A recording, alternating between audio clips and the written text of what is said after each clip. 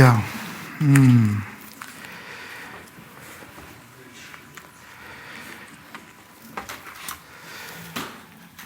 Bienvenue à tous et à toutes. Bienvenue aux visiteurs. Welcome. Ok, aujourd'hui, on va commencer par un livre que vous connaissez tous, l'Épître aux Éphésiens. Donc, on va voir ça jusqu'à fin octobre, et puis on recommencera en janvier, l'autre partie. Le titre aujourd'hui que je vous propose, c'est La nouvelle vie. La nouvelle vie, toute bénédiction spirituelle. Et puis, je rajoute, nous sommes comblés de toute bénédiction de l'Esprit dans le monde céleste en Christ. Et on va prendre Éphésiens, chapitre 1, allez, c'est mieux, versets 3 à 14. En attendant que vous cherchiez dans vos Bibles, je vais faire une courte introduction.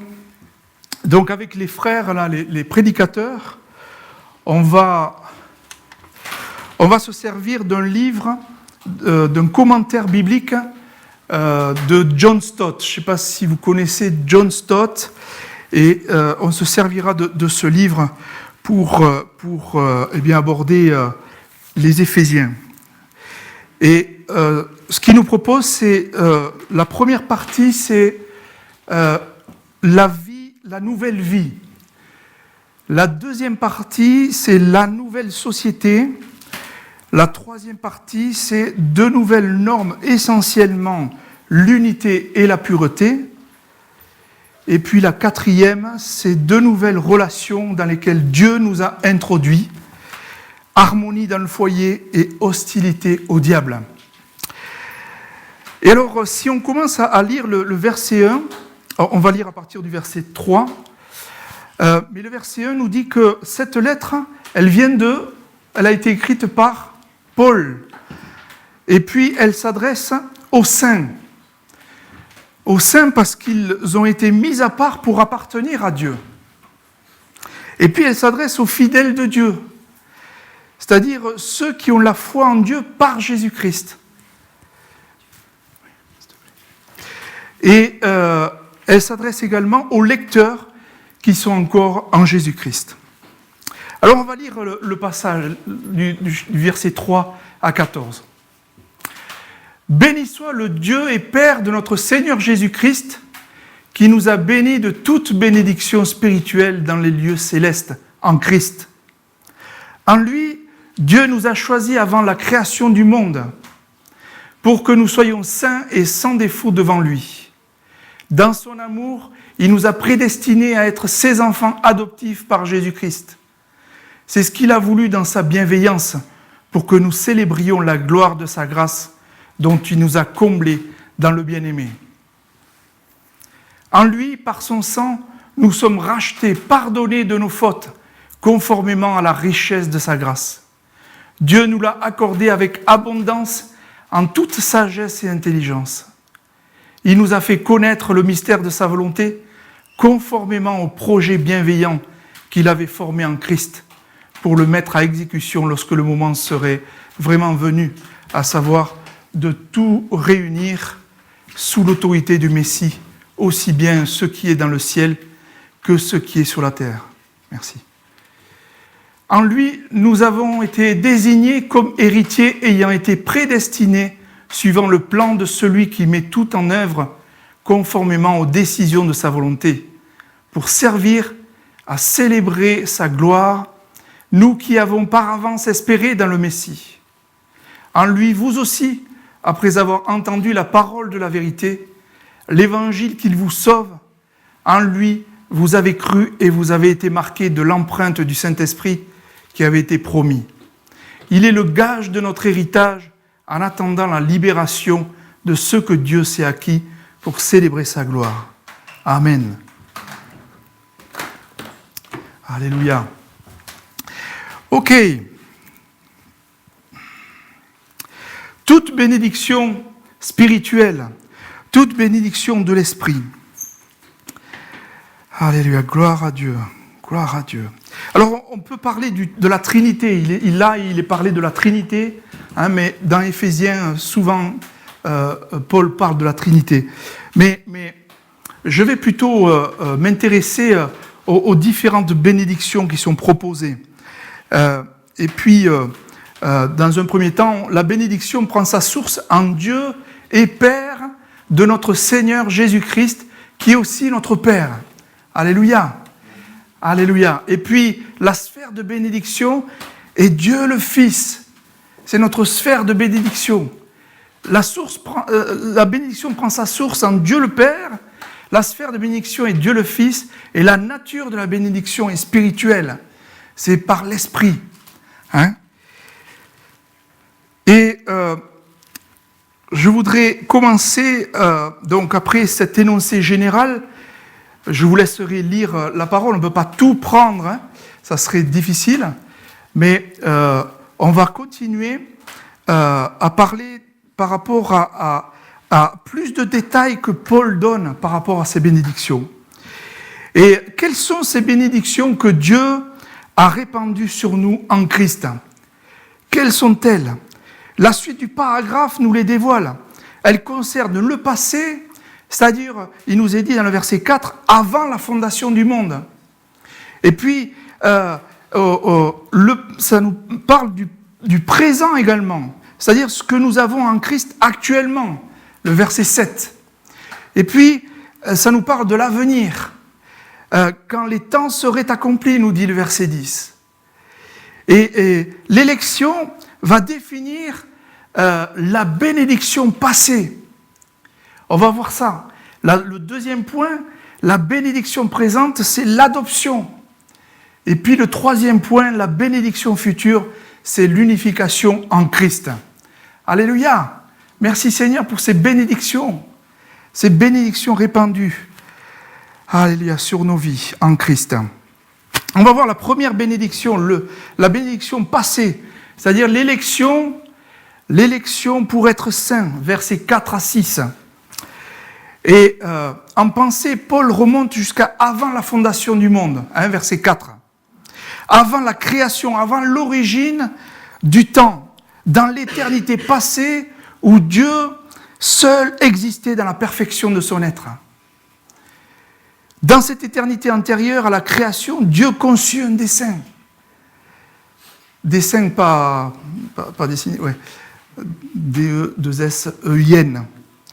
Et ce plan concernait à la fois Christ, son Fils unique, mais aussi nous-mêmes, qu'il se proposait d'adopter comme fils et filles, car bien sûr le terme employé ici englobe les deux sexes. Hein. Et dans l'original, les trois pronoms personnels sont juxtaposés, c'est-à-dire en lui, et puis il nous a élus. Et ainsi Dieu nous a associés avec Christ dans sa pensée. Voyez la valeur que vous avez, que nous avons pour le Seigneur. Déjà avant la fondation du monde, vous étiez dans son cœur, nous étions dans son cœur. Paul poursuit en répétant la même vérité en d'autres mots. Dans son amour, il nous a prédestinés par Jésus-Christ à être adoptés selon le dessein bienveillant de sa volonté. Pour célébrer, pourquoi faire? Pour célébrer la gloire de sa grâce qu'il nous a accordée en son bien-aimé, versets 5 à 6. Alléluia, merci Seigneur. Et la doctrine de l'élection n'est pas facile à saisir. Pas facile à saisir. On peut dire, n'est-ce pas moi qui ai choisi Dieu finalement? Et puis, nous ne pouvons que répondre, c'est parfaitement exact. Vous l'avez fait en toute liberté, mais uniquement parce que de toute éternité, Dieu vous avait d'abord choisi. Et puis, une autre question, n'est-ce pas de mon propre chef que j'ai décidé de suivre Christ? C'est vrai, vous vous êtes librement décidé pour Christ, mais uniquement parce que de toute éternité, Dieu s'était d'abord décidé pour vous. Encore une fois, on voit l'amour de Dieu. Et cette doctrine devrait toujours nous stimuler à vivre saints et sans défaut devant lui. Verset 4. Et à célébrer la gloire de sa grâce. Verset 6. Et puis la deuxième bénédiction, alors on ne peut pas trop développer, il y aurait trop à dire, mais je vous invite vraiment à faire des recherches, à approfondir la parole vous-même dans Éphésiens. Et puis la deuxième bénédiction, elle est présente. Celle passée, c'est l'élection. Et la présente, c'est l'adoption par Jésus-Christ. On est adopté par Jésus-Christ. Versets 5 à 8. Dans son amour, Dieu nous a prédestinés à être adoptés. Et cette affirmation nous éclaire sur les implications pratiques de notre élection. L'élection a en vue l'adoption.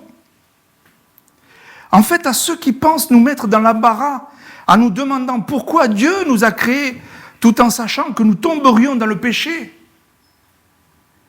nous pouvons toujours avancer que c'est parce qu'il avait en vue pour nous une plus noble vocation que celle même que la création laissait présager. Il avait l'ambition de nous adopter, de faire de nous des fils et des filles et des fils de sa famille. Et nous sommes la famille de Dieu. Tous ceux qui ont accepté le Seigneur dans leur vie, nous sommes la famille de Dieu. Et la famille de Dieu aime parce que Dieu nous a aimés en premier. Aime sans retenue. Sans retenue. Attention à nos langues qui peuvent parler par derrière. Non, Dieu nous veut assembler, unis en lui. Et s'il y a un problème de l'Assemblée, venez voir les autorités de l'Assemblée. Venez, n'ayez pas peur. Je ne vous dis pas qu'on fera ce que vous dites qu'il faut faire, parce que c'est d'abord le Seigneur, comme l'a prié très justement Charles, c'est d'abord Dieu qu'on veut voir agir dans l'Assemblée. Mais on prendra en compte malgré tout.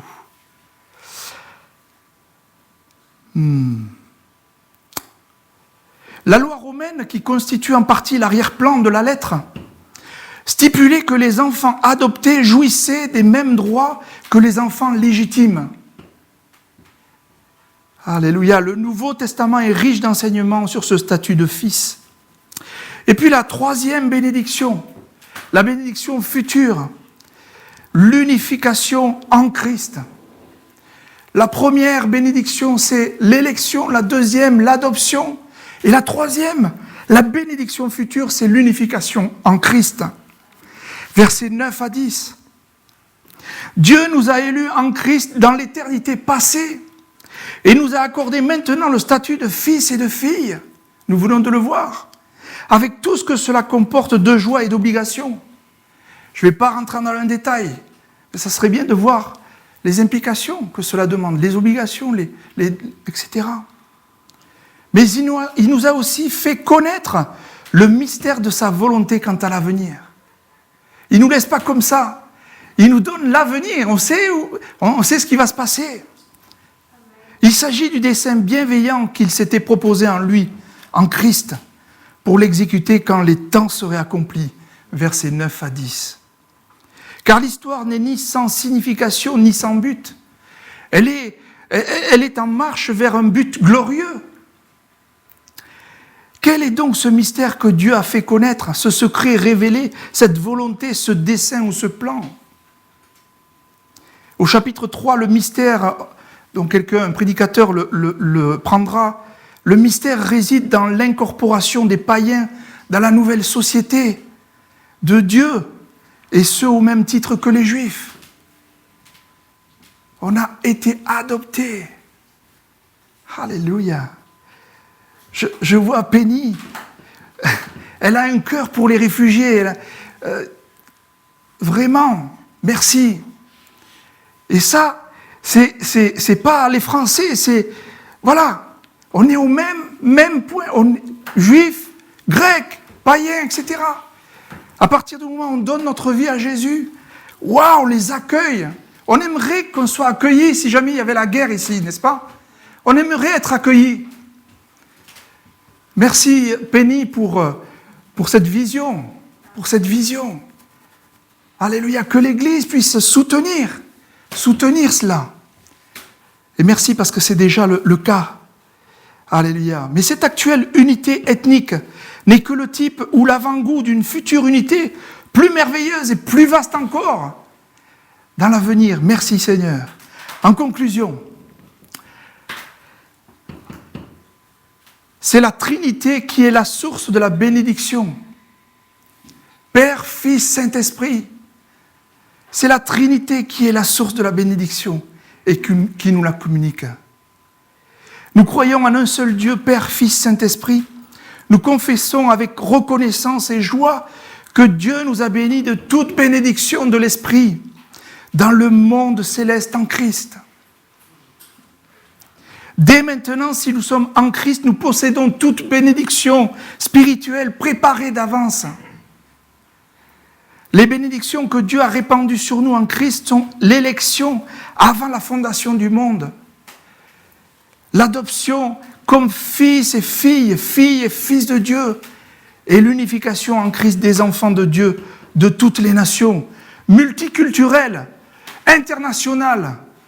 On a pris cela comme vision. On vous en parlera plus tard. Mais on est en train de travailler avec l'équipe, le comité de direction. L'équipe, on est en train de travailler. Croyez-nous, croyez-moi. On prend du temps. Et merci à eux de prendre ce temps pour bénir son Église. Et on a ces deux mots qui viennent, multiculturel, international. Alléluia. Nous voulons vraiment recevoir de Dieu, mais aussi donner ce que Dieu nous a donné aux uns et aux autres, à son Église, mais aussi à l'extérieur. Oh Jésus! La portée de ces bénédictions est que le peuple de Dieu est la propriété de Dieu.